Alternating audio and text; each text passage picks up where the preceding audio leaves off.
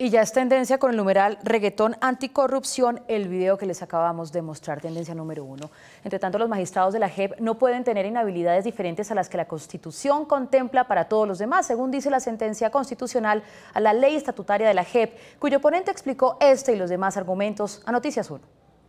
El presidente de la Corte Constitucional, Alejandro Linares, explicó sobre un tablero los puntos fundamentales que fueron declarados constitucionales en la ley sobre la JEP y aquellos que quedaron sin efecto. ¿Sí? ¿Está claro?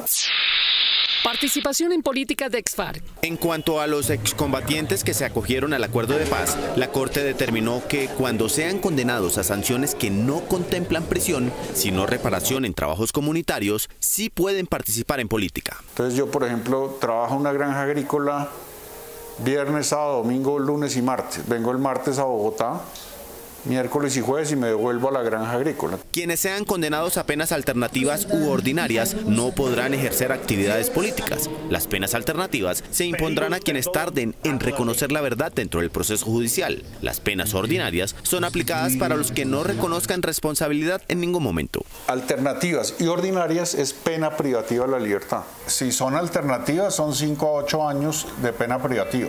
Sí. Y si son ordinarias, son más de 8 años. Votos requeridos para modificar leyes. Frente a la mayoría absoluta que adujo el Congreso de la República cuando modificó la ley que creaba la JEP, el presidente Linares explicó cómo debe calcularse de manera que se ajuste a la Carta. Para calcular el número de integrantes del Congreso, de una comisión del Congreso, se descuentan tanto las sillas vacías como los impedimentos aceptados. Es decir, solo se puede calcular la mayoría con base en el número de parlamentarios presentes. Según el número que resulte, se establecen los votos que se requieren para que una ley se considere aprobada. Depende si es par o impar. Si es par, si el número es par es la mitad más 1. Si el número es impar, es más de la mitad. Esta decisión de la Alta Corte abre la posibilidad de que revivan las 16 curules de las víctimas que el Congreso eliminó con base en un quórum calculado sobre los 102 senadores que tenía la nación, pero ha debido hacerlo sobre los asistentes de ese día que estuvieran habilitados para votar. Agentes del Estado y terceros responsables. Los agentes del Estado que no hayan sido militares y de otro lado los civiles que sean terceros responsables tendrán 3 meses para acogerse a la JEP, presentarse ante sus magistrados y revelar la verdad. De no hacerlo en ese lapso, quienes participaron en la guerra sin confesarlo se someten a que la Fiscalía los investigue y procese con las reglas y penas de la justicia ordinaria. Se estableció una obligación en cabeza de la Fiscalía de priorizar los casos de los delitos más graves de estas personas.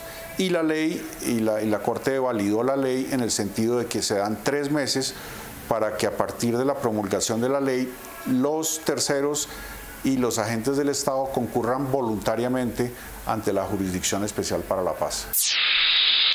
Inhabilidades para magistrados de la JEP. La Corte determinó que las únicas inhabilidades para ser integrante de la JEP son las que están en la Constitución, no las que incluyeron los congresistas en la JEP para impedir que abogados que no eran de su gusto llegaran al tribunal de la JEP, como aquella que prohibía ser magistrado a quienes habían litigado contra el Estado por la defensa de derechos humanos. El Congreso tendría que haber modificado la Constitución para establecer las inhabilidades que incluyó.